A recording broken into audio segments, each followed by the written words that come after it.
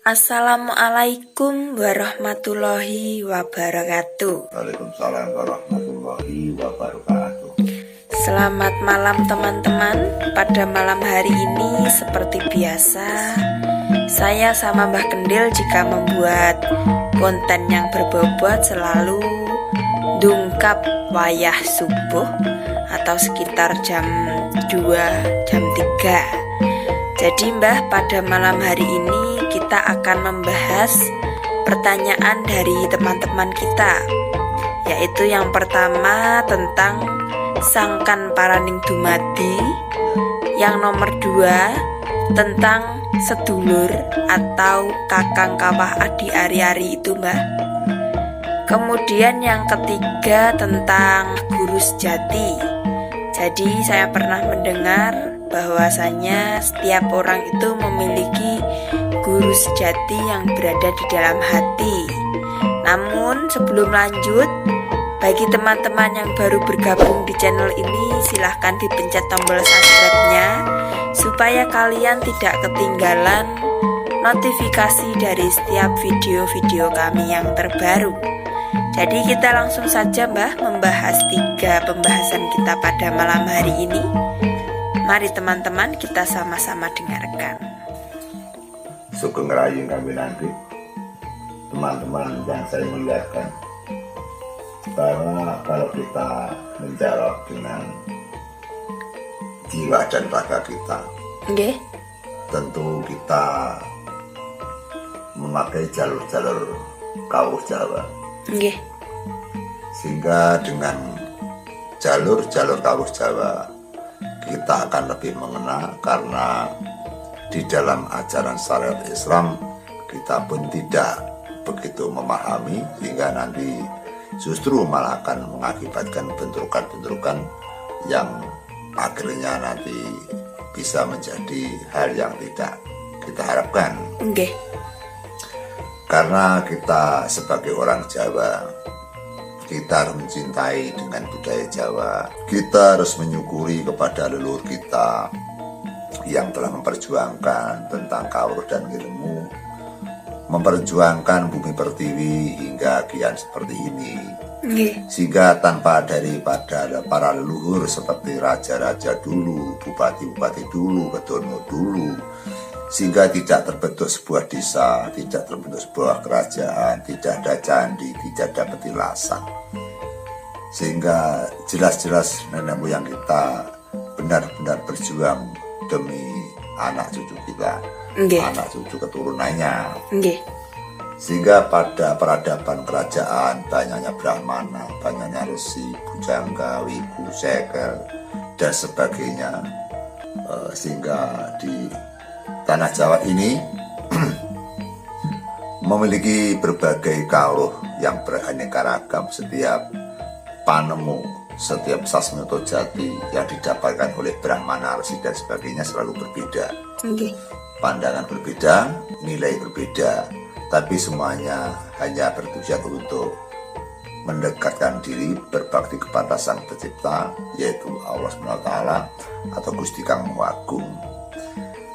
Kita apabila menjabarkan jiwa dan raga, sehingga kita hanya terbelenggu atau kita hanya di ruang lingkup ilmu-ilmu mantra Japa, ilmu-ilmu kawruh Jawa.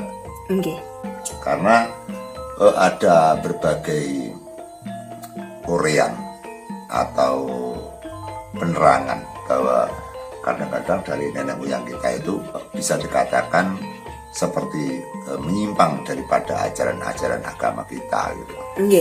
Sehingga walaupun itu menyimpang atau tidak sesuai dengan harapan syariat Islam atau syariat agama kita, tapi kita setidaknya harus mengerti dan menghormati atas nama-nama yang tertera di dalam tubuh kita, baik jasmani dan rohani gitu. Karena di kebudayaan Jawa itu selalu lembut gitu loh. Lembut sekali. Karena salah satu contoh misalkan kalau bahasa Indonesia beras kan cuma beras saja. Beras dijadikan nasi. Tapi kalau dari Jawa bisa sego, bisa upo. bisa panganan kan banyak tuh nama-nama di Banyak, Jawa Mbah. itu kan semakin lembut sekali gitu loh. Nggih. Seperti hanya aku, kulo, kaulo, ingsun itu Nggih. kan hampir mirip tuh Mbak. Iya. Kalau orang awam itu nganggapnya sama, Mbah. Iya, sebenarnya tidak sama. Itu Oke. orang tua kita atau leluhur kita itu sudah merangkum 4 jurus ini yang berbeda gitu loh. Nggih. Walaupun toh ini nanti akan masuk ke rongga yang sama gitu loh. Nggih. Dalam suatu wadah yang sama. Nggih. Ini nanti kan kita juga akan membuat konten untuk memilah Membahas itu, Mbah ya. masalah aku, kulo, kaulo, ingsun. Nggih. Kita bahas agar kita kadang dengar dari para sesepuh terus masih bingung. Iya, Mbah. Ya, kalau nanti kita jabarkan di dalam konten sehingga akhirnya paham semua Paham. gitu loh. Nggih. Jadi tidak hanya terbatas hanya kebingungan gitu loh. Nggih. Yang namanya aku dengan kulo sudah berbeda, Nggih. kulo dengan kaulo sudah berbeda, dan ingsun itu sudah tidak sama lagi. Nggih. Tapi semuanya itu berpesanggah di dalam tubuh kita. Nggih. Kita bicarakan pada permintaan dari teman-teman, yaitu yang pertama Sangkan Paran, yang kedua Kakang Kawah Diadari, Nggih. yang ketiga Sedulur. Guru sejati. Iya, di dalam setiap sesepuh atau dari para pujangga, brahmana, resi dan sebagainya, para empu-empu dulu itu juga mempunyai tanggapan yang berbeda. Nggih. Jadi sehingga sekarang tentang yang namanya guru sejati, namanya sedulur, itu persepsinya, gambarnya atau peluannya juga berbeda. Nggih. Sehingga yang penting kita sedikit banyak mengenal dan mengerti. Nggih. Jadi apabila ada orang bertanya atau menceritakan tentang hal itu, kita setidaknya punya angan-angan dan punya bayangan, kita tidak mengerti sama sekali atau kita tidak bisa menyambungkan dengan ucapannya orang lain gitu Mbak. Nggih, Mbah. Di dalam ajaran Jawa, bahwa di dalam tubuh kita itu kan ada 2, jiwa dan raga. Nggih. Raga bisa kita lihat, bisa kita raba seperti telinga, mata, mulut, bibir, gigi, tangan, kaki, lambung, usus dan sebagainya. Itu kan bentuknya yang bisa dilihat, bisa diraba. Nggih. Kalau yang jiwa itu kan tidak bisa diraba, Nggih. seperti rasa, kemudian ponjolio, sedulur papat, itu kan nafsu patang perkara, itu kan tidak dapat dilihat, tidak dapat diraba. Nggih. Sehingga ada 2 komponen, jiwa dan raga. Kemudian yang dipertanyakan kan masalah jeruan atau masalah jiwa. Nggih. Sering kita mendengarkan dari seseorang, para leluhur, seseorang dari para sesepuh yang menyatakan bahwa Kakang Kawah Adi Ari-ari, Goh Muko dan Ari Muko. Nggih. Sehingga kalau kita bicara Kakang Kawah dan Ari-ari itu sebenarnya libatnya kan Sangkan Paran Mbak. Nggih. Jadi berkaitan Mbah gitu, Mbah. Berkaitan, sehingga yang namanya Sangkan Paran itu asal mulane jagat suwung wangwung, Nggih. kemudian adanya makhluk hidup termasuk manusia. Nggih. Manusia adalah laki-laki dan perempuan, Nggih. kemudian menciptakan embrio atau ini bayi yang Nggih. ada di kandungan. Nggih. Setelah perempuan itu melahirkan, maka yang keluar pertama adalah kawah berupa air, Nggih. bahwa bayi ternyata hidupnya di dalam air. Nggih. Makanya kita hidup itu tidak bisa lepas daripada air. Nggih. Pagi, siang, sore, malam selalu butuh air. Air. Kayak minum, mandi, dan sebagainya. Air sangat penting karena kita tidak dilepas daripada air. Kalau kita tunjukkan bahwa di dalam kandungan itu adalah bayi itu berenang-renang di dalam air. Nggih. Nah, kemudian keluar air namanya kawah. Ya, jadi Kakang Kawah ini artinya keluar yang lebih dulu. Nggih. Kemudian keluar lagi wadaking bayi. Terus yang terakhir adalah Ari-ari. hari-hari yang terakhir. Jadi Purwo Madya Wusono, Purwone Kakang Kawah. Nggih. Kemudian Madyone adalah merupakan lahirnya bayi. Nggih. Usonone adalah merupakan keluarnya daripada hari-hari. Nggih. 3 pengeluaran. Kemudian di dalam agenda Kawruh Jawa kok aneh bahwa di dalam situ dinamakan sedulur. Artinya bayi itu ada 3, hari-hari, kawah, dan Bayi itu sendiri. bayi. Artinya kan itu punya rantai 3, maka dianggap sedulur. Nggih. Sedulurnya bayi adalah Kakang Kawah dan hari-hari. Gitu. Nggih. Tanpa itu ndak bisa hidup, Bang ya. Ya, tapi tidak bisa hidup. Dan ada yang menyebutkan bahwa sedulurnya yang ada di dalam rohani adalah Kakang Kawah dan Ari-Ari, Nggih. yang dinamakan Ari-Ari itu Ari Muko. Nggih. Kemudian Kawahnya dinamakan Goh Muko gitu loh. Nggih. Jadi Ari Muko, Goh Muko. Nah, kemudian dari sedulur dari bayi punya sedulur dua tadi, Nggih. Ari Muko Goh Muko atau Kakang Kawah Adi Ari-Ari tadi, Nggih. itu dianggap sedulur. Sehingga bayi mempunyai sedulur dua. Nggih. Itu sedulur yang berbentuk barang. Nggih. Kan nama air kan bisa dilihat, bisa diraba. Raba, nggih. Kemudian Ari-Ari juga bisa diraba, Nggih. juga bisa dilihat. Ya padahal kalau kita bicara tentang sedulur yang ada di dalam jagating kajiwan, itu harusnya tidak dapat dilihat. Iya. Maka saya condong bahwa sedulur itu adalah merupakan nafsu. Nggih. Jadi nafsu itu ada sedulurnya jiwa, gitu loh. Nggih.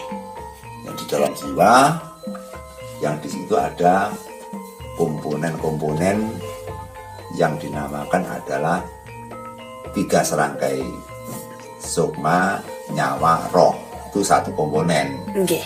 Dari sukma, nyawa, roh kemudian mempunyai prajurit atau mempunyai pelengkap, yaitu ponco indrio, nafsu patang perkoro, dan sebagainya. Itu adalah merupakan anak buah daripada sukmo nyawa roh tadi. Bukan perabot-perabotnya di bawahnya. Utamanya adalah sukmo nyawa roh mempunyai perabot, yaitu ponco indrio. Ponco limo indrio merupakan indra-indra yang kelima, panggondo, pangru, paningat, dan sebagainya, Mbak. Nggih. Terus kemudian di samping dia mempunyai apa itu ornamen atau cabang, atau mempunyai prajurit, atau mempunyai andahan.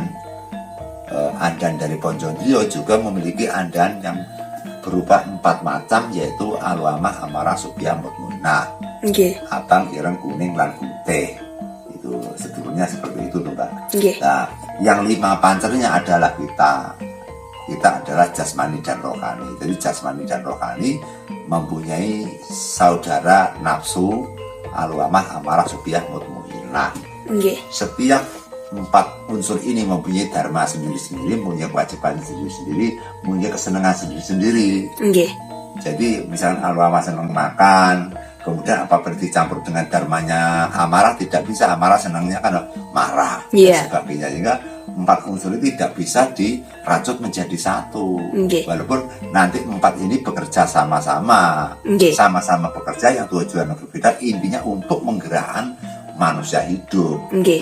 Sehingga ada pandangan bahwa sedulur itu adalah dari nafsu 4 perkara, alwamah, amarah, subya, mutmunah. Itu ada yang mengatakan itu. Ada lagi yang menyatakan yaitu sang Hatmo sejati adalah yang menguasai daripada jalur-jalur yang ada di dalam. Hatmo sejati merupakan seperti sedulur. Jadi Hatmo sejati itu kalau nampak itu seperti kita wajahnya. Jadi kalau ada orang misalkan menjadi 2, itu adalah dari perpindahan atau manjirimone sang Hatmo sejati gitu. Jadi bisa berupa yang sama. Misalkan saya seperti ini, kemudian ada lagi Hatmo sejati yang bisa mewujudkan seperti saya. Seperti halnya dulu kan pernah saya pada saat nonton TV masih Stahisa, anak saya melihat saya, katanya itu bercermin dengan sisiran, sungkatan gitu. Nah, anak saya juga bincang-bincang sama saya pada saat sisiran. Panjenengan nggih mireng, Bang nggih? Saya juga mendengarkan, tapi seperti suara laki-laki itu. Nah, tiba-tiba setelah anak saya ingin ke belakang ke kamar, saya di kamar nonton TV. Ya, anak saya kan terkejut. Padahal tadi yang di depan cermin itu kan saya bercelana. Tapi setelah anak saya menuju ke kamar, saya di kamar nonton TV pakai sarung. Sehingga anak saya tanya, "Loh Pak, tadi kok ada bapak yang saya ajak bicara di depan cermin. Sekarang di sini bapak kok sarungan? Ini bagaimana? Siapa tadi?" kita tidak bisa menerangkan anak yang begitu panjang lebar. Nggih. Ya anggap saja itu merupakan seperti bapak, saya hanya bicara begitu. Nggih. Tidak saya jabarkan yang mendetail. Nggih. Itu ada yang bilang seperti sang Atma sejati bisa berupa wajah-wajah kita. Nggih. Nah, anehnya juga bisa bicara. Nggih. Aneh juga bisa bicara, mungkin kalau tidak baik itu mungkin tidak bisa. Nggih. Bisa berwujud, bisa berbicara, Nggih. berbusana sama seperti saya. Itu pernah kejadian yang aneh. Iya. Sehingga ada lagi yang berbicara bahwa sang Atma sejati adalah merupakan daripada channel-channel atau percikan dari Gusti. Nggih.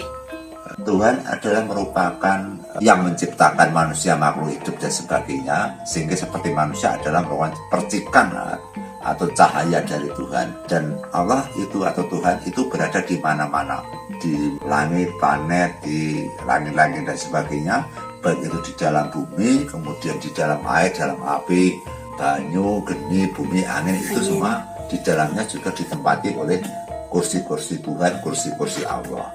Jagat raya, termasuk planet, matahari dan sebagainya, termasuk itulah yang merupakan wewengkon kursinya Allah. Kemudian di jagat raya, di bumi juga kursinya Allah. Sehingga kalau di jagat raya adalah merupakan juga kursinya Allah atau wewengkon Allah, genggaman Allah, berarti kita juga merupakan genggaman Allah. Kalau kita merupakan genggaman Allah, kalau kita merupakan masih dianggap kursinya Allah atau hambanya Allah, berarti Allah juga bersemayam di dalam hati setiap insan manusia atau setiap makhluk hidupnya. Nggih. Sehingga juga tidak salah apabila ada yang bilang bahwa sang guru sejati adalah merupakan percikan dari Tuhan yang pesanggrah di dalam jiwa kita. Nggih. Itu setiap orang punya, Mang, nggih. Makanya yang namanya guru sejati itu apabila membisiki orang itu tidak pernah menipu. Nggih. Pasti benar itu, diprediksi bahwa itu adalah percikan dari Tuhan yang bersemayam di dalam kolbu kita gitu. Nggih. Ada yang bilang kolbu mumin baitullah yang ada di naluri di hati kita. Jadi Nggih. persepsi yang namanya guru sejati itu banyak sekali. Nggih. Tapi yang jelas adalah sang guru sejati adalah merupakan kejiwaan di dalam tubuh kita atau merupakan percikan dari Tuhan yang masuk di dalam tubuh kita. Sang guru sejati tidak akan gorok. Sang guru sejati setiap kita melangkah dia selalu benar. Jadi manusia itu harus sejajar, manusia itu pasti ada benarnya walaupun sedikit. Nggih. Pada saat ada kesalahan adalah merupakan anak dia dijajah oleh setan. Pada saat manusia jujur, manusia bersih, manusia suci adalah yang berbicara, yang melangkah, yang berjalan adalah sang guru sejati atau percikan dari Gusti. Nggih. Nama percikan dari Gusti, percikan dari Tuhan, percikan dari Allah itu dijamin 100% benar, 100 benar pasti, itu tidak salah. Nggih. Sehingga sejajar manusia tetap ada baiknya, sebaik-baik manusia tetap ada kejahatannya, karena manusia punya nafsu 4 perkara yang menginginkan kemurkaan, kebaikan dan sebagainya. Nggih.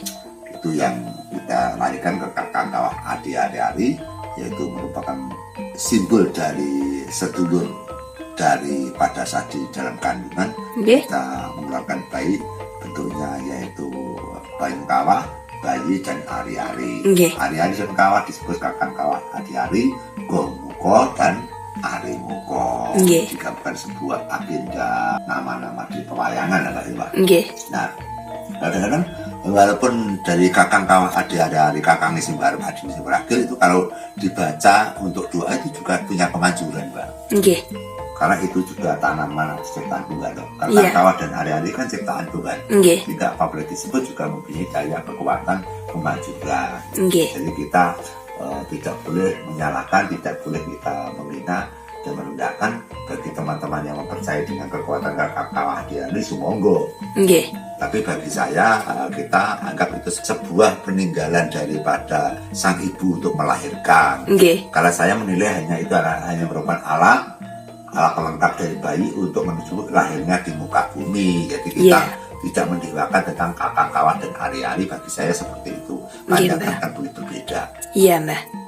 Kalau saya pakai yang real gitu. Nggih. Real, jadi tidak real saya yaitu manusia itu mempunyai nyawa sukma dan roh, kemudian dia mempunyai anak buah atau prajurit, memiliki dengan karyawannya, mempunyai ranting-rantingnya seperti panca indera, nafsu 4 perkara, kemudian terus banyaknya saudara-saudara yang ada di dalam tubuh kita. Nggih. Bahkan ada juga yang menyatakan ada malaikat dua di dalam pundak kanan dan pundak Nggih. kiri. Masih banyak lah ajaran-ajaran yang seperti itu, bahwa manusia ini memang benar-benar punya mujizat dan aneh, Iya.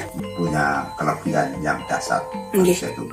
Manusia itu sangat punya keanehan banyak, Mbak. Nggih, Mbah. Ya, manusia punya bukti lebih, manusia bisa ini, dan manusia bisa mengeluarkan api, manusia bisa mendatangkan angin, manusia bisa menolak api. Itu banyak sekali kemampuan manusia yang dasar. Sampai itu nanti dari jin dan setan cemburu kepada manusia, akan diberi kekuatan dan diberi kekuasaan yang sangat luas sekali. Nggih. Jadi kalau manusia kan bisa hidup di siang hari, bisa di malam hari. Nggih. Kalau setan kan lebih condong di Malam hari. Gitu. Jadi manusia itu mempunyai kapasitas yang sangat luas sekali. Sehingga Nggih. untuk membicarakan tentang saudara, misalkan yang ada di dalam tubuh kita kan tidak hanya satu konten, Mbak. Nggih. Nanti kita poin-poin, kita Iya. file gitu loh. Jadi nanti kita terangkan dalam satu konten dan tidak cukup gitu. Iya. Jadi nanti kalau bicara kakang kawadari ya kita bicara itu. Nggih. Kita bicara nafsu 4 perkara ya seperti nafsu saja itu merupakan dari ornamen tubuh kita. Misalkan nafsu 4 perkara, alwamah, amara, subyah, mutmainah loh, Pak. Itu Nggih. kan 4 toh. Nggih. Nah, katuranggan, kereta. Manusia itu seperti kereta kencana. Nggih. Jadi perabot, tangan, kuping dan sebagainya ditambah kekajian rohani. Nggih. Ya wis nglupuk dadi siji iso makarya, iso nyipta, iso lumaku. Jadi lek duwe prabot duwe jiwa kan iso mlaku mundar-mandir, iso berpikir dan sebagainya. Nggih. Karena sudah ada peralatan-peralatan yang jangkep. Nggih. Nah, seperti kita kereta itu kan pasti ada jalannya. Iya. Nah, kereta wadaknya, kalau sudah ada keretanya, ada wadaknya, kemudian kan harus ada sopirnya, ada Iya. kusirnya. Nggih, Mbah. Kalau manusia kusirnya adalah merupakan sukma atau nyawa atau roh manusia Nggih. itu gitu loh. Untuk iso amri sone melaku. Nggih. Kalau motor itu harus ada kapilator. Nggih, Kalau Mbah. tidak ada bensin, motor kan tidak bisa jalan. Nggak bisa, Mbah. Jadi bensin, kapilator dan bensin seperti sukmanya motor gitu loh, Mbak. Nggih. Motornya harganya 1 miliar, kapilatornya enggak enak kan tidak bisa jalan loh, Mbak. Nggih. Nah, seperti itu. Lihatnya wadahnya adalah merupakan tubuh kita ini. Ya, tubuh kita jadi jiwa dan raga. Nggih. Kemudian telinga, mata, mulut, dada, kaki, tangan, semuanya dianggap adalah wadah atau kereta. Nggih. Kereta itu rombong ya, Nggih. atau dukar.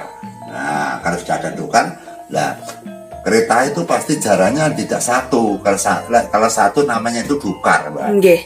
atau bendi. Dan namanya kereta itu jalannya kudanya harus 4 4.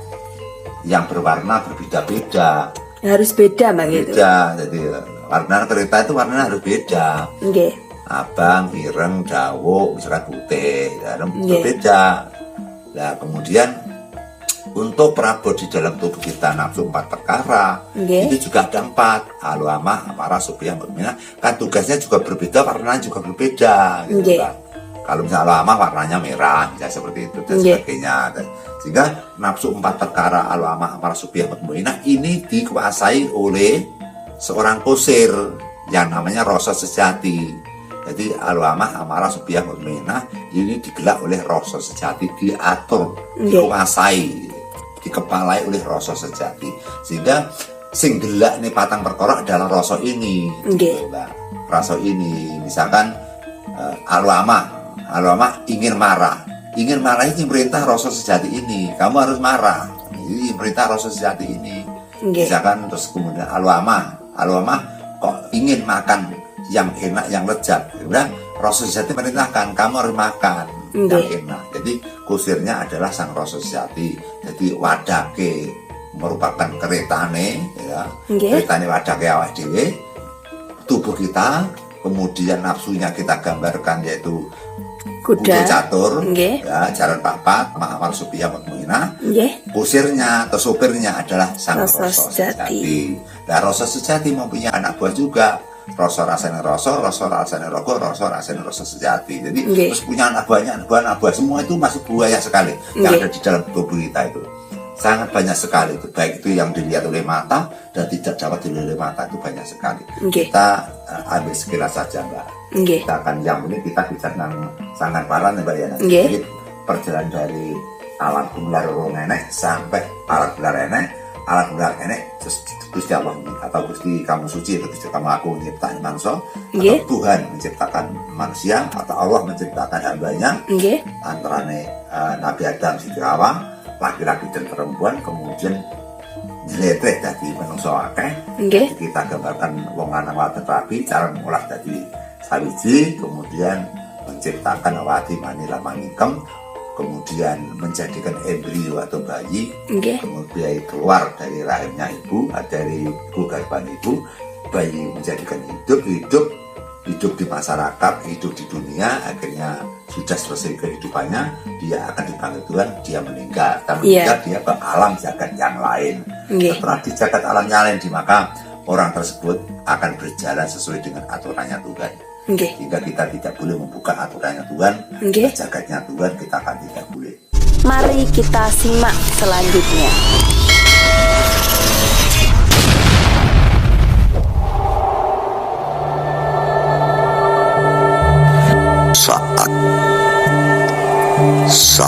Saat Sang Bima berperang dengan Sang Nemburnawa, Sang Bratasena tidak sadarkan diri, lemes lunglai, lupa ingatan, hilang kesadaran. Pelan-pelan Sang Bratasena merobohkan dirinya di tengah-tengah samudra Minangkalbu. Wadak yang gemeletak, darah yang mengalir, sehingga tidak jelas melihat suasana apapun. Langit semakin membiru, semakin gelap. Semakin gelap, hanya ada cahaya yang menyinari Sang Bima yang berwarna merah, hitam, putih, kuning bercampur dengan satu, seperti halnya cahaya pancamaya. Sang Bratasena benar-benar tidak ingat apa-apa. Dengan pelan-pelan Sang Bima memejamkan matanya, mengembuskan napasnya dengan pelan-pelan. Kadang-kadang teringat bahwa dia tadi berperang dengan Sang Nemburnawa. Kadang-kadang Sang Bratasena juga tidak ingat. Seperti halnya Sang Bima di alam yang lain, alam yang tidak pernah dilihat, alam yang tidak pernah dipandang. Tiba-tiba ada suara gumur samudra yang hamentur batu-batu kapur. Suara menggelegar seperti halnya akan menenggelamkan Sang Bima ke dalam samudra Minangkalbu.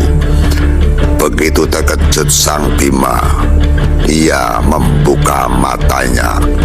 Tiba-tiba ada sosok kecil yang sangat kecil sekali, bersinar-sinar merah dan keputihan.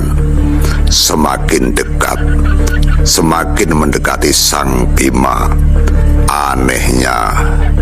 Anehnya wajahnya seperti wajahnya Sang Bima. Sosok kecil itu bersenyum dan melambaikan tangannya. Semakin mendekat, sang sosok itu di atas kepala Sang Bima. Tiba-tiba sosok itu masuk ke dalam tubuhnya Sang Bima. Bima benar-benar lupa ingatan. Sepertinya jagat itu menjadi dua. Apa yang terjadi sehingga Sang Bima bertanya dengan rasa sejatinya. Sang Bima bertanya dengan kekuatan sukmanya, dengan dengan rasa sejatinya.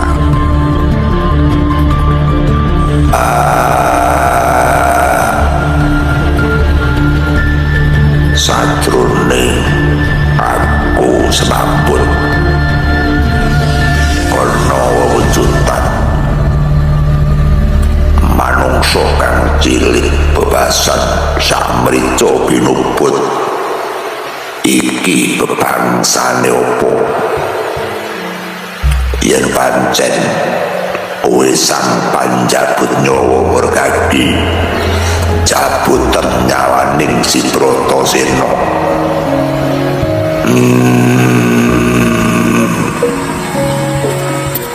Om awit namastuna masidam sekaring dawana langgeng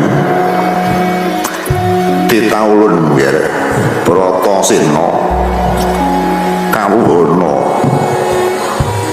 ya ulun iki kang kawastanang Sang Hyang Ruci Bathara. Ulup Bratasena,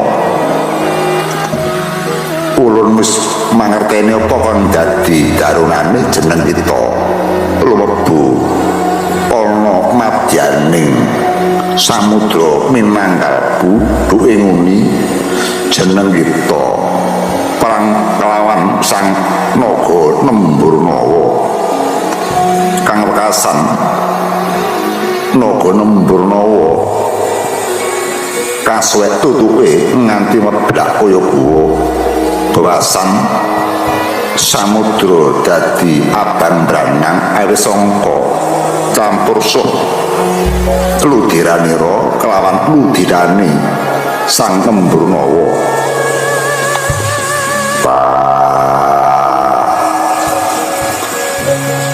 Pulun masih menika kula hanyumerpi wewujudanipun Sang Ruci Bathara ingkang dadosaken nguning penggalih kula kenging menapa Sang Ruci Bathara anggenipun Sang Ruci Bathara citranipun wujudipun tan prabinto kalian wujude si Bratasena.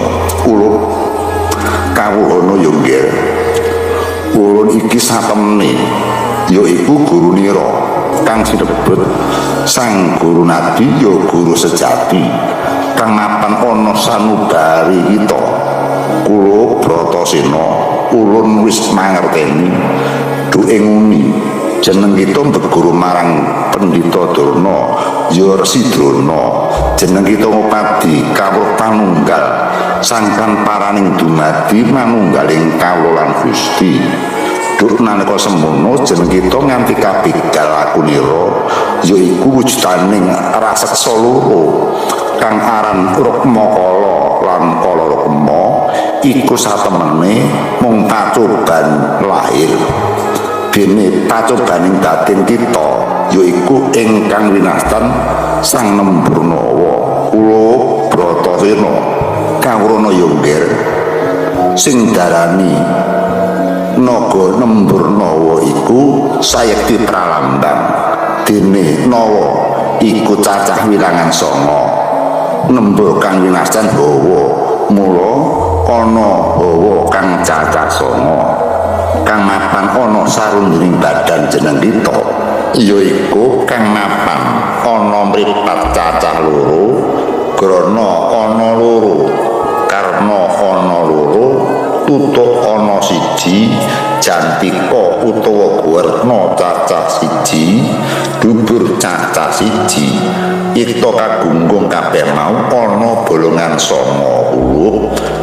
Kula Bratasena mangertenana angka sing unggul ora kejaba mung wilangan 9 dongkrap kaping pindho nggih yen to jeneng kita bakal marsudi marang kawruh panunggal sangkan paraning dumadi kudu bisa ngrasut nafsu patang perkara kudu anutupi baban hawa 9 sekawan ingkang binikas sajuga ingkang sinidikara ya nggih. Matur nuwun sanget patuko maring andharan dhateng kula pun Bratasena. Laker dangu anggen kula pinangan pinanggihan kalian paduka pukulun maksih menika kanthi margi kawruh panunggal sangkan paran dumadi anggen kula gayuh kanthi ikhlas sing batos kasunyatanipun kula saged pinanggihan kalian guru sejati kula Sang Ruci Bathara. Iya ger kula Bratasena ulun ora bakal kewan maneh. Ulun wis mangerteni apa kang dadi niat kita. Kula Bratasena sajroning jeneng kita jumangkaing suku Umremjaing Asta ana wigati kang kepiye kula sira kagungan pamotah apa sira kagungan panuwun apa Kaki Bratasena. Ulun menawi saged kaparingan kula kepengin kabeberana kawecana ilmu panunggal ilmu sangkan parening dumadi sastra Jindra Hayuningrat ilmu sangkan paran inggih menika ilmu kasampurnan ulun kula Bratasena yo ger yen kowe mangkon ulun bakal ngudanani apa kang dadi karepita kula Bratasena apa sing darane kawruh sangkan paran sangkan iku saka asal mulane paran papaning pangeran dumadi kang diarani wujud sastra tulisan cindraning gawat rat tegese jagat kula Bratasena manungsa kuwi kagungan kudrat duwe lakon diwi-diwi kang tumbuh marang kudrate kula mergagi raja Madya Sartara jenakna anggonira amirngake sabda pangandikaning ulun inggih pukulun mangestaken dawuh sabda paduka Kanjeng Pukulun Sang Ruci Bathara sangkan paraning dumadi sayekti sangkan asal mulanira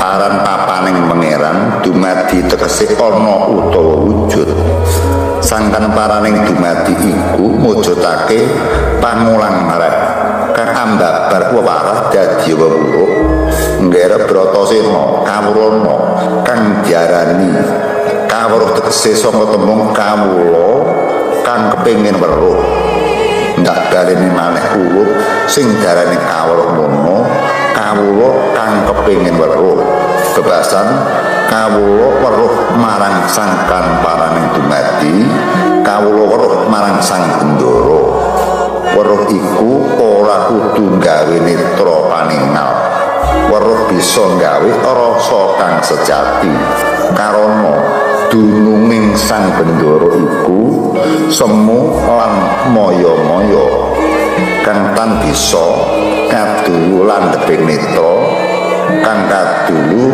landheping netra salantah sayekti landheping netra rasa sejati kang dumurung marang ati kang suci sinebat nur kang mahanani panggesangan nur kang mahanani sinebut dadi nurani kang lingguh ing tengahing kalbu bisa ulun arani kula niku bumi tegese kula niki gesang ing sajroning jagat alus utawi jagat kang pribadi utawi jagat cilik uga andarbeni prabot anase patang perkara banyu geni bumi lan angin kang andayani sejatining urip dene tegese urip kula Bratasena urip iku kayun urip iku kayun kayun iku gegayuhan karep iku musik utawa obah ngir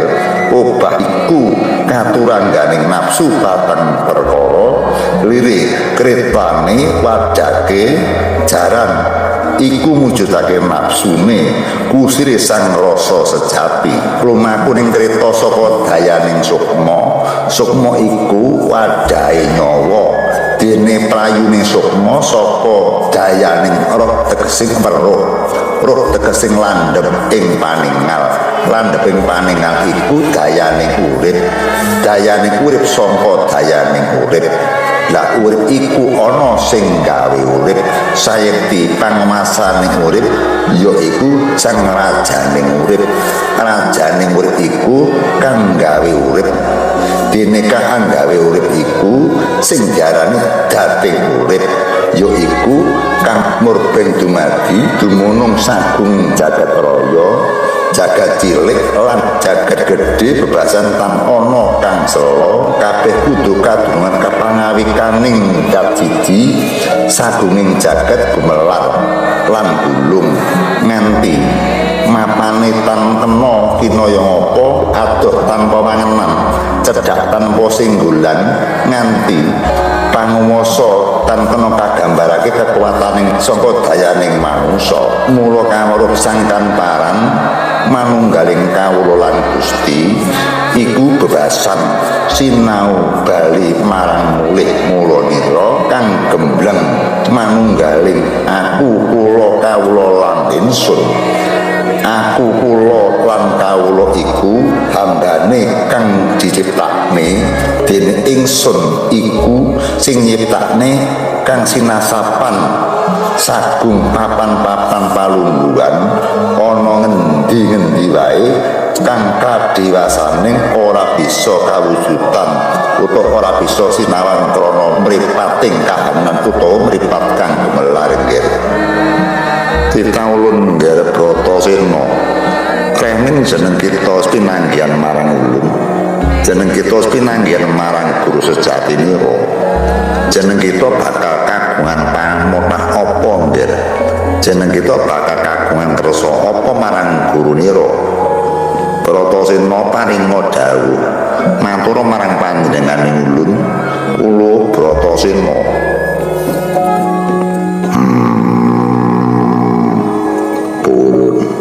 Bratasena apa kang dadi aturmu nggih? Menawi saged kula katrima, kula kepengin ngayom manunggal dados sawiji kaliyan jagate Kanjeng Ulun. Kula kepengin njur pitedah, kula kepengin njur pitedah wonten pundi papan dungenipun ingkang winastan swarga jati inggih swarga loka inggih ing alam nirwana jati ulun. Yen sanyata kula sampun mlebet ing alam swarga jati, kula boten badhe wangsul dhateng alam bebrayan ingkang agung. Kula kepengin manunggal marang dat kang maha agung, kula kepengin tentrem jenjang jinem wonten sagunging swarga mriki ulun. Pramila saking menika kula nyuwun pitedah wonten pundi marganipun swarga jati ulun. Kula nyuwun kunjinipun murid kula saged lumampah tumuju dhateng swarga jati. Bratasena nirwana jati ya ing nirwana suci, ya ing alam sonya luri iku mujudake alam kang langgeng mulya tanpa wagisil. Iku ora kena digayuh karana kumpuling raga sukma roh lan nyawa kang maksih agung dayane kemilikan krana maksih awujud lakuning anasir patang perkara sinebut krita kencana kang tinarik dening Buddha catur. Alam kasampurnan iku bisa kaliwati sangka jiwa kang lepas karo raganira kang winates oncating sukma tumibaning pati bebasan yen budal ora kena bali, yen mlebu ora kena metu. Panguwasaning kodrat iku ora kaya kanggo jajal-jajalan krana iku dudu dolanan nggih lan dudu gojekan tundane malah dadi kapitunan lair lan batinira. Kula Bratasena ulun dilebas sing laku gegayuhan kanthi tulus ingkang anjok marang kasaenan ingkang anjok marang kasampurnan sirnaning nafsu patang perkara dumawaing laku bapa brata ngantos tapi sajroning urip ingkang mupus lan lampus dhateng adrih ing pecah sedaya kaesti namung sumer dununging Gusti lan swarga jati ingkang satuhu nengenaken panembah ingkang ngupati sinten sejati ingkang wajib disembah ingkang sanyata sumer melaring swarga jati ingkang asring sirebat papane jalma ingkang sinebat dene swarga jati ulun mereka pareng kula kepengin ngayom dhateng ngarsanipun Gusti manunggal dhateng Gusti kula kepengin minggah ing alam swarga jati ulun ngerti senajan sira ora pangocap ulun mangerteni apa kang dadi karepmu nggir Bratasena katrap swarga lan neraka tetepe ulun ora kuwawa ambukak wadining jagat krana ulun ajih yen tundane sira Bratasena ora kuat andulu wewujudan kang wadi sinengker iku gedhe tutusane lan abot sanggane kulup sisip sembire bakal lebur luluh tanpa dadi-dadi endok amun-amun ngertenono ya nggih Bratasena aja to bakal wujuding swarga perwujuding cahyaning swarga wae manca ora bakal wawa nadahe kekuatane krana jeneng kita durung tekaning lalis krana jeneng kita durung tekaning mati jeneng kita iku isih urip nggih dadi ora diwenengake jeneng kita angungak jagating swarga loka utawa swarga jati meneh makaten laku sarta tapa brata kula gagar wigar tanpa karya panangis lan kekarepan kula boten saged kawujudan monggo kula sampun mertapa raga rasa lan samudana ingkang sarta jiwa ingkang sampun kula tumbas lara lapa sengsara lan kaningaya ngantos pasa mertapa ulun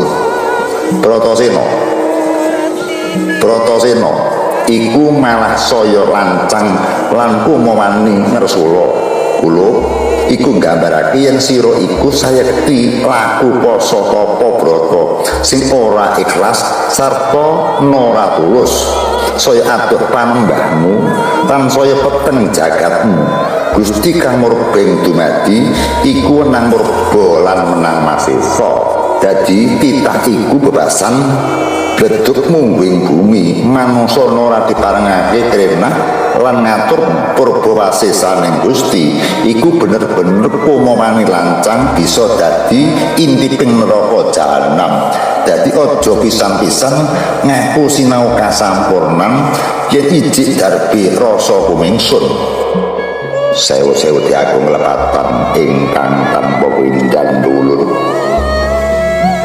kula sumadya nampi widana siksa menapa kemawon menawi wonten klepatanipun pun Bratasena kula sanggup sumadya ngaku ngaken jangka tirgas jangka kula boten badhe swala menawi anggap kula menika lancang lan kebadosan karena kados makaten awit saking kapitayan kula satu bekti sembah jiwa raga katurusan moho bendoro niat kula sampun gembleng tentrem ayem pinanggihan Kanjeng Ulun tumuju ing alam swarga jati Bratasena luhur lan suci lekasing karyanira lan gegayuhanira nanging sira meksih ngadunungan prabot jiwa lan raga mula durung minanci ing janji yo nggih titiwanci kang kinodrat mesti sira bakal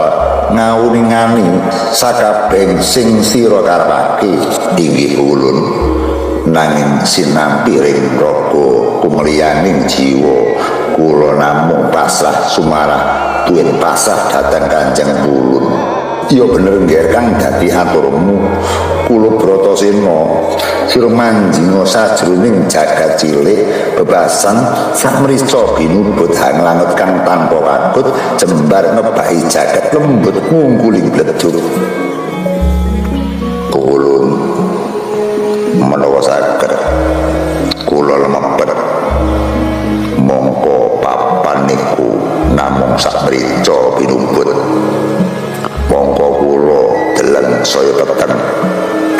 pisan kula kados boten semerep kiblat ingkang sarta wontenipun namung jagate samar lan peteng.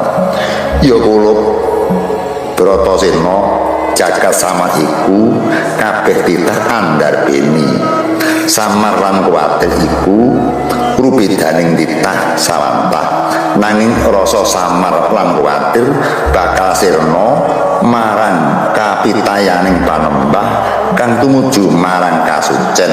Krana sucining panembah bakal mracihnani budi kang wening Ger Bratasena. Sangka weninging budi sucining ati iku bakal andayani sagunging kahanan kang ana jagat cilik. Ing kono kita bakal antuk kuncining gegayuhan sayekti dalaning swarga jati ya ing nirwana jati ingkang tumuju panunggaling kawulan Gusti pindho abdi lan bendarane Bratasena. Iki ulun saya cetha anglila saya tentrem ingkang kula raosaken. Bratasena ya coba lumaku pitung jangkah aja tumoleh ya nggih. Kula ngestaken dawuh Bratasena rene jeneng kita wis jumangkah. Iki siji panggonan siji kahanan. Sira weruh pewujudan apa Bratasena? Ana kang nyolowedi kula sumerep jagat ingkang peteng lajeng saya padhang dadi jagat ingkang maya-maya. Duh ulun kula weruh wujudipun wonten tawon kang ngrembuyung, tawon ingkang tanpa wilangan kebahi jagat. Ing mriku wonten sumahing tawon kung wau mlebet wonten jroning omahe tawon. Niku tegese kados pundi ulun? Kawurana ya Ger Bratasena iku mujudake tawon iku gambarane sukmaning manungsa kang tanpa wilangan, tanpa cacah, saking dayane akeh tawon, saking akeh dayane sukmaning manungsa. Ing kono kegambarane omahing tawon, kabeh tawon mau mlebu ana omahe tawon. Nganti tawon sakmono kian padha mlebu ana jroning omahing tawon sakala tumpes tampis tanpa sesa. Yen to sinawang kari gumanduling omahing tawon, gumandul tanpa cantelan ingkang tinulis tanpa papan. Kula Bratasena yaiku gambaraning manungsa. Manungsa asal mulane saka pangeran, manungsa asal mulane saka Gusti kang gelar jagat, manungsa asal mulane saka Gusti kang Maha Agung. Besok ing rikalane bakal bali marang asal mula-mulanira manunggal karsa ana ngarsaning Gusti, ana genggemaning Gusti. Bratasena yaiku kang diarani manunggaling kawulan Gusti. Manungsa bakal bali marang kelompoking Gusti, manungsa bali marang mula-mulanira. Mula kang kaya mangkono Bratasena ya iki kang diarani kasampurnan manungsa kang urip ing alam Brahyan Agung. Dene ana ing jagat kang gemelar kawe mujudake mung sandanganing panguripan, nanging pungkasane manungsa iku bakal bali marang panguwasane Gusti. Jalaran manungsa kuwi saka ciptaaning Gusti, manungsa bakal bali marang mula-mulanira, bali marang astane Gusti kang gelar jagat. Nanging Bratasena manungsa kang kagungan kadosan lan luhutan, manungsa suwe anggone lumaku tumuju marang genggamaning Gusti, suwe anggone bali marang pangayonaning Gusti. Mula ngger eling dene lena sajroning jeneng kita urip ana ing Brahyan Agung. Aja nganti gawe kapitunaning liyan, aja gawe dodosan. Murih prakunira mulih marang pangawasaning Gusti ora bakal kedalan dakwat. Ing kono saya suwi anggone lumaku, saya adoh papaning pangeran. Yen to manungsa bisa manembah marang pangeran, manungsa bakal caket marang unggaling kang kawasa. Kula Bratasena dene jeneng kita kang wis ambabar karsa perwujudan tawon gunggumono kang meratelake sukmaning manungsa kang balik marang kurbaning Gusti. Sabanjure jeneng kita perwujudan apa Bratasena?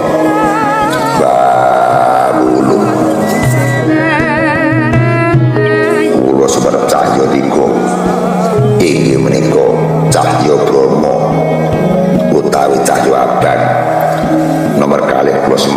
cahya seta utawi putih jangkep kaping pungkasan sumerep cahya cemeng utawi cemani menika cahya kados pundi ulun Bratasena kawrana ya biar cahya Brahma iku swarganing jin lan setan puluh cahya cemani iku swarganing kewan dene sing putih kang sumorot iku swarganing jalma manungsa ana maneh cahya ijo iku swargane robat utawa tanduran lan wit-witan mula maku ing bumi kang ana jagat raya iki kagungan swarga dewi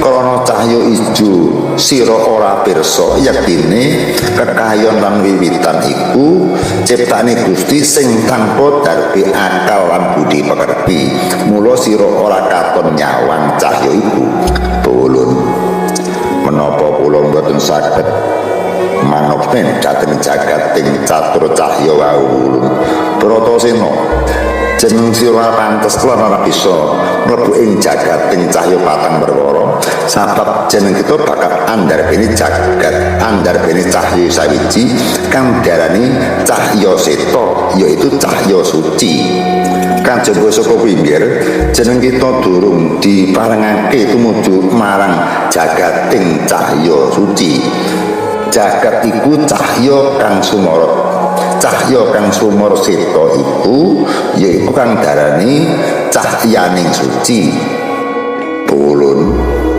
menawi kados makaten kalilanana kula patrem wonten mriku krana kula sampun tentrem gesang ing alam terang lan ing alam padang kula rumaos ayem jencem jinem sesarengan kalian Kanjeng Ulun Sang Uci Kathara minangka guru sejati kula ulun Bratasena lamun jeneng kita bakal munggah ing alam kaswargan jati ora barengan marang ulun jeneng sira bakal ngadhep purbaning kang kawasa krana kapribaden ora gawe sapa wae jeneng sira bakal ngadhep secara pribadi ing antaraning kawula lan Gusti ing antaraning kawula lan Bendara Bratasena wonten dawuh pangandika ulun mara kaki yunggir sawangen ing pangarepamu nanging anggonmu nyawang krana aris aja mbok sawang krana netra ingkang gumelar sawangan krana netra batin yunggir nistakaken dawuh pul sirnakna nafsu sirnakna pancandriya kabeh kudu mbok ratut aja nganti ganggu gawe kang dadi kalep kita nistakaken dawuh ulun Bratasena sajroning jeneng kita wis nyawiji kalep jeneng kita hanyurupi apa nggih ulun kula hanyurupi kanthi kawicaksananipun panunggal kepaing rasa pangrasa sejati kados wonten tiyang sesambat tiyang ingkang tetangisan tiyang ingkang ajejerit menika swanten napa ulun kawrana yonggar kuwi kang diarani alam panyiksan iku uga kena diarani ing alam neraka jahanam dadi sapa wonge ingkang gawe kasengsaraning liyan sapa wae kang ora nindakake perintahe Gusti sapa wae manungsa kang ninggalake kautaman wani nerak salah marang tumindak ingkang suci tundane ing kono bakal anglakoni ing alam panyiksan inggih ulun saya ajrih pamengku kula saya ajrih rasa pangrasa kula jejebul wonten mriki kathahing pawongan ingkang sambat kados boten mentala anggen kula mirengaken iya kula Bratasena iku kena kanggo gambaraning jeneng kita kang kaya mangkono ora wujudan kaya apa sira ora wujudan apa maneh Bratasena ulun kula weruh kados wonten tiyang ingkang mestakanipun ageng tiyang ingkang melet ilate nganti klesreh ing bantala menika klepatanipun menapa duh wonten doyanipun ulun ngertenono yungger iku mujudake manungsa duk nalika ing bebrayan agung, manungsa sing kumingsun, manungsa sing rumangsa pinter, manungsa sing rumangsa kagungan ngilmu kang gedhe, bebasan kaya ora ana manungsa kang luwih pinter, kang luwih sekti tinimbangane dheweke. Mula ing kene kahanan kaya mangkono bakal nemu walate nggih. Dene ilat kang dawa peseh ing bantala iku mujudake manungsa kang gampang mitnah marang sapadha padaning manungsa, gampang hampir madul nindake barang kang kleru, nindake barang kang luput. Inggih ulun lajeng wonten wujudan daono ingkang mangalat-alat kobar, nanging wonten pinten-pinten ewu manungsa ingkang cinemplungaken dhateng daono niku wau ulun menika menapa ya ing kono kula sing dalan alam neraka jahanam. Manungsa digodhog rasane, manungsa digodhog marang indra rasane. Manungsa kang sambat kaya mangkono iku sing lara dudu ragane lan dudu jasate, nanging sing rasane lara kuwi rasane kula.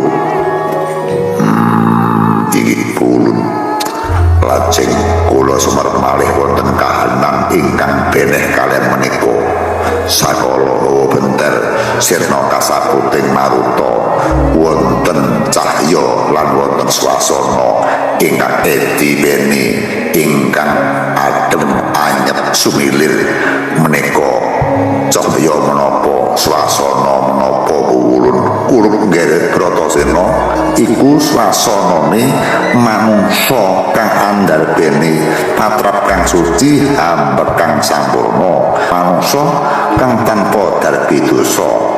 Ya ing manungsa kang gedhe ganjarane duk nalika ing alam bebrayan, tundane ing alam kasampurnan bakal nemu rasa pangrasa kang sampurna, rasa pangrasa kang mulya adem lan tentrem. Anane mung ayem, anane mung seneng, anane mung rasa pangrasa kanikmatan lan kamulyan. Iki ulun lajeng wonten kaendan rasa panggoda kula ngraosaken kados sumerep wujuding gandane madu lan kumricik swanten toya kados toya madu menika kahanan kados pundi kula iku nggambarake ing alam bebrayan agung alam swarga jati. Senajan ing kaya ingkang kaya mangkono sira bisa ngrasake sangka jroning rasa nira, rasa kang sejati kang bisa ngrasake kahanan ing alam swarga jati. Iki ulun nekatus mangkaten saya cetha saya genah nekatus mangkaten kula kepengin patrem wonten mriki ulun kula kepengin yun kunci ning swarga supados kula saged mlebet ing alam swarga jati. Kula Bratasena jeneng kita ora diparengake jalaran jeneng kita urung tekaning mati wis yo nggih cukup semono. Ojo kedawan-dawan, ojo kesuwen kok malah mundak nyilakake marang pribadinira. Kula Bratasena jeneng kita kudu bali marang jagat raya ya jagat gemelar. Jeneng kita andarbene dharma kang kudu gedene labuhan lan tumindak ingkang suci. Akeh para kawula kang padha mbutuhake para kadang Pandhawa sakadang sakukupan tanpa Bratasena ora bakal bisa jaya. Mula jeneng sira kudu bali yo nggih. Tenan kumistaken dawuh lajeng kados pundi tata cara dipun anggen kula wangsul dhateng wadhah kula ulun. Sena nggawe patrap kuncining rasa pangrasa sejati sawangan kanthi netra batin.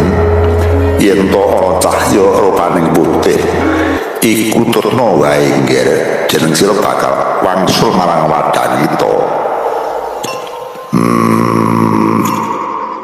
Inggih ulun ngestaken dawuh sabda paduka ulun kepareng nyuwun pamit. Iya ya nggih Bratasena ayu memayuning jagat kula baliyo marang kandhangmu suwang-suwang. Ulun bakal tansah nyenyarini marang jiwa raga kita. Iki ulun ngestaken dawuh